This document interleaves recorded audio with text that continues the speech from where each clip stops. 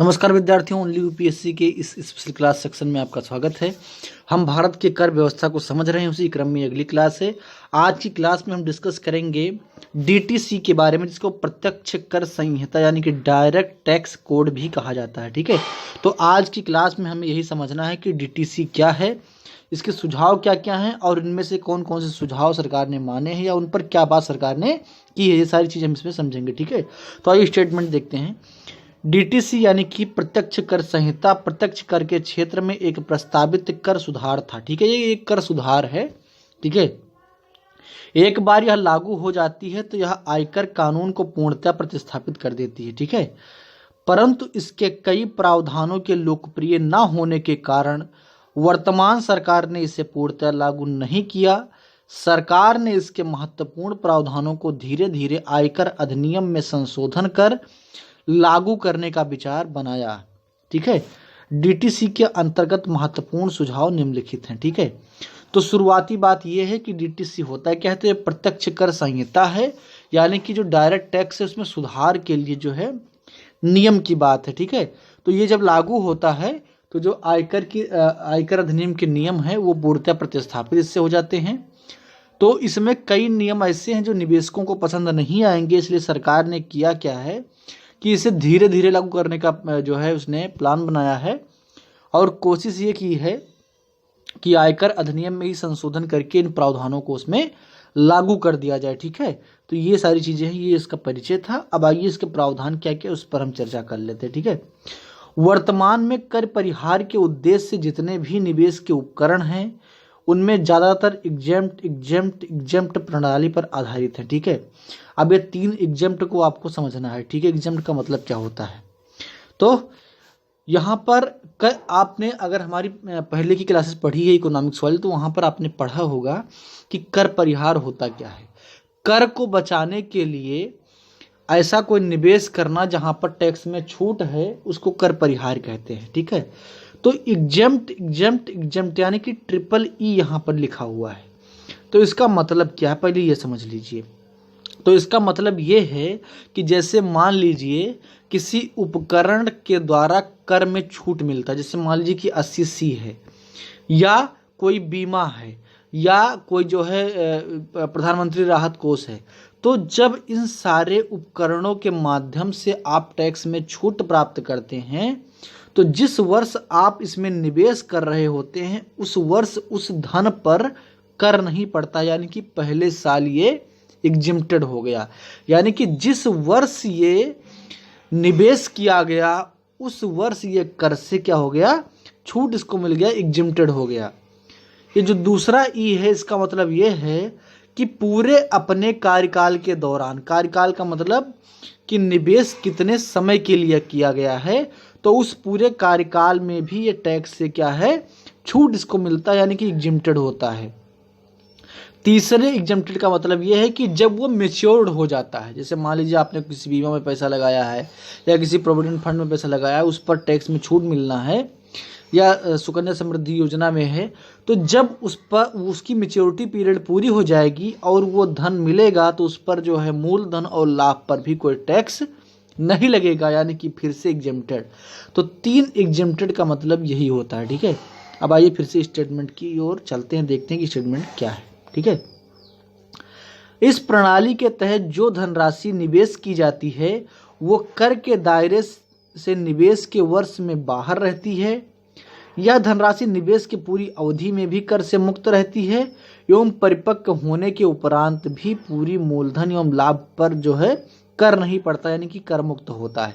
वही बात जो मैंने अभी आपको ऊपर आसान भाषा में समझाया।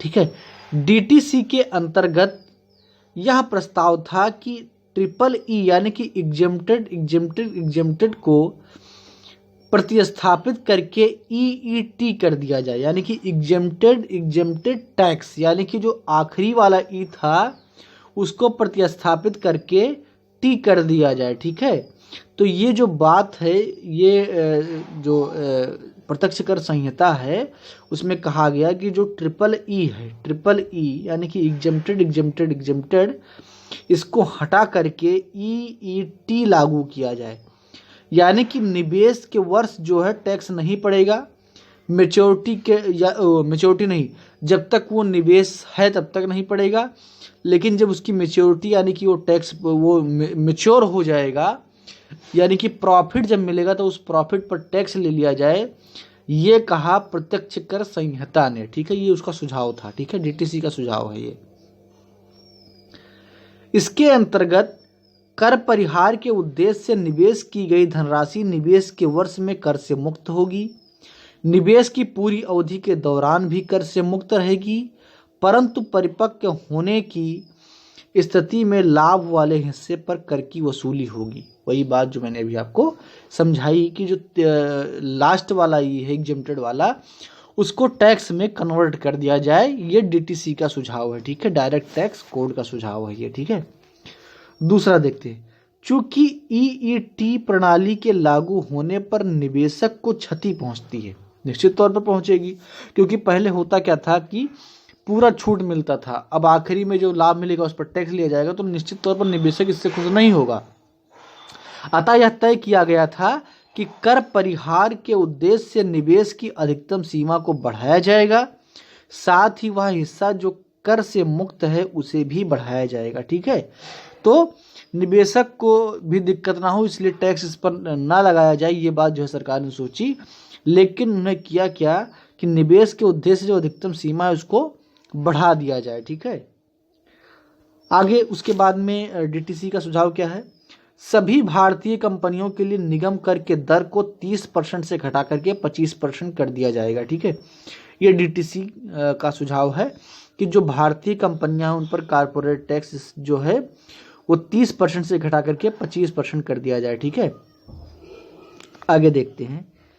अल्पकालीन पूंजी लाभ एवं दीर्घकालीन पूंजी लाभ कर के अंतर को खत्म कर दिया जाएगा एवं सभी प्रकार के पूंजी लाभ पर एक समान दर पर कर लगेगा। ठीक है, डीटीसी का सुझाव है कि जो अल्पकालीन पूंजी लाभ कर एवं दीर्घकालीन पूंजी लाभ कर है उसके अंतर को खत्म कर दिया जाएगा और सभी पर एक प्रकार का कर लगेगा। जैसा कि आपने इन दोनों जो अल्पकालीन पूंजी लाभ कर और दीर्घकालीन पूंजी लाभ कर को आपने समझा था कि अलग अलग चीज़ों में, सोना चांदी में 1 साल के लिए होता है। ठीक है, 1 साल या 2 साल के लिए होता है। ट्रांजैक्शन जो शेयर होता है उसमें 1 साल के लिए होता है, और जो अन्य संपत्तियां होती हैं उसमें 3 साल के लिए होता है। और अगर इस समय से पहले उस जो है खरीद या बेच करके लाभ कमाया जाए तो अल्पकालीन होता है, और अगर उसके बाद में कमाया जाए तो दीर्घकालीन होता है। तो डीटीसी का कहना यह है कि इन दोनों को खत्म करके एक ही कर दिया जाए और उस पर एक समान कर लगाया जाए। आगे जो सुझाव है, मैट की वसूली। मैट आपने पढ़ रखा है, और जो विद्यार्थी आज ये क्लास पहली बार देख रहे हैं वो प्लेलिस्ट में जाए, उनको मिल जाएगा मैट क्या होता है, इसमें हमने जो है पूरा समझाया है। ठीक है, मिनिमम अल्टरनेटिव टैक्स इसको बोलते हैं। ठीक है, कि वो मिनिमम अल्टरनेटिव टैक्स इसको बोलते हैं। ठीक है, मैट की वसूली कंपनी के किताबी लाभ पर न कर इसे सभी कंपनियों की कुल संपत्ति पर की जाए।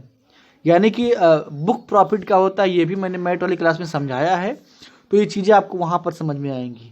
इसका जो डीटीसी का सुझाव है कि जो मैट है वो बुक प्रॉफिट पर ना लेकर के कंपनी की कुल संपत्ति पर ली जाए। सामान्य कंपनियों के लिए मैट की वसूली 2% की दर से, जबकि बैंकिंग कंपनियों के लिए मैट की दर 0.25% की दर पर लागू होगी। ठीक है, ये डीटीसी का अपना एक सुझाव है कि जो साधारण कंपनियां हैं उनके लिए क्या है 2% मैट, और जो बैंकिंग कंपनियां हैं उनके लिए 0.25% मैट जो है लिया जाए। ठीक है, तो ये है सुझाव डीटीसी का। तो ये आपने समझा कि डीटीसी है क्या, डायरेक्ट टैक्स कोड से कहते हैं, और ये प्रत्यक्ष कर में एक सुधार है। तो इसके जो मुख्य प्रावधान है उसको आपने समझा कि ये जो EEE है यानी कि एग्जेम्प्टेड को कन्वर्ट करके ये एग्जेम्प्टेड टैक्स में उसको परिवर्तित करना चाहती है। इसका मतलब ये है कि कर परिहार में छूट प्राप्त करने के लिए निवेश के वर्ष एग्जेम्प्टेड होना चाहिए टैक्स, पूरे उसके मैच्योरिटी पीरियड में होना चाहिए, और जब वो मैच्योर्ड हो जाए तब भी एग्जेम्प्टेड होना चाहिए। ये EEE का मतलब होता है।